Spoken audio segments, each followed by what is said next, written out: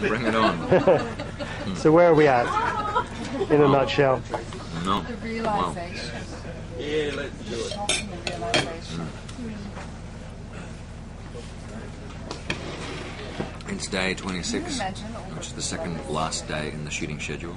once And we still have an extraordinary amount of material to get through in the next day and a half. And we're at the Brakunga mine in Brakunga. So what's been the best bit so far? Look, I don't know. I think some of the best bits have actually been in the last hour of the day when we've been completely under the pump and we've had to improvise and depart from our plans, and we've allowed the magic to kind of come into the scene. Scene 156 was a good example of that one. I think that scene has an electricity about it, and again, sheerly because we were over time, we ended up shooting at sunset and got a spectacular sunset shot to end the sequence that we never would have gotten had we been on schedule. What's that scene? What happens in that scene?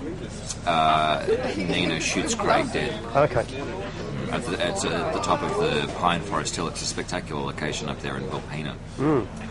It's very nice. I mean, yesterday was another example where we shot 2 scenes in 20 minutes, and when you do that, there's a sort of energy and urgency, and people, I don't know, just seem to sort of get it right and stop complaining about they haven't got their focus marks and bullshit like that. Different things. So what's been the worst thing? The worst thing has been just the constant compromises. The lack of time to do things properly, to work on moments in the way that they need to be worked on to be perfect. It's actually having a vision that's at one level and realizing at the end of the day that you can only get to a certain level simply because you don't have the time to get to the other level. So that's the worst part about it. I mean, the other worst thing, I suppose, was the truck.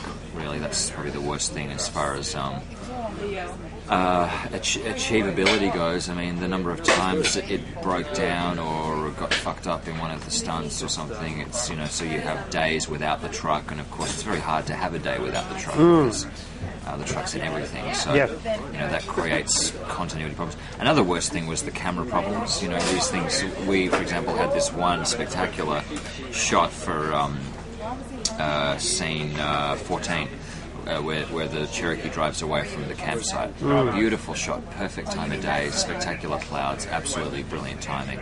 And there was some camera problem and we lost the shot. So not only did we lose that perfect shot that we could never recreate because the next day it was cloudy and it was windy, the crane was wobbling around, but it has this sort of knock-on effect where you then have to shoot it the next day, so you don't have enough time for another scene, so another scene gets fucked up and you've got to pick up that scene, so another scene. So it has this knock-on effect which affects so many different scenes in the schedule. And I mean, on a normal film you would just have the time to be able to schedule in a pickup shot, but we don't have that luxury.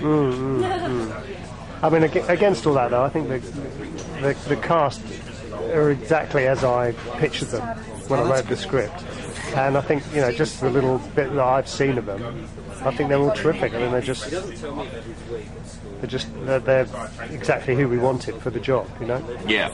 Well, I must say that's probably been the thing that's allowed us to get as far as we have. To be perfectly honest, is the professionalism of the cast and the fact that they understand this film so well and they understand the characters, and the time we've spent in rehearsals has given them a very important touchstone for each scene.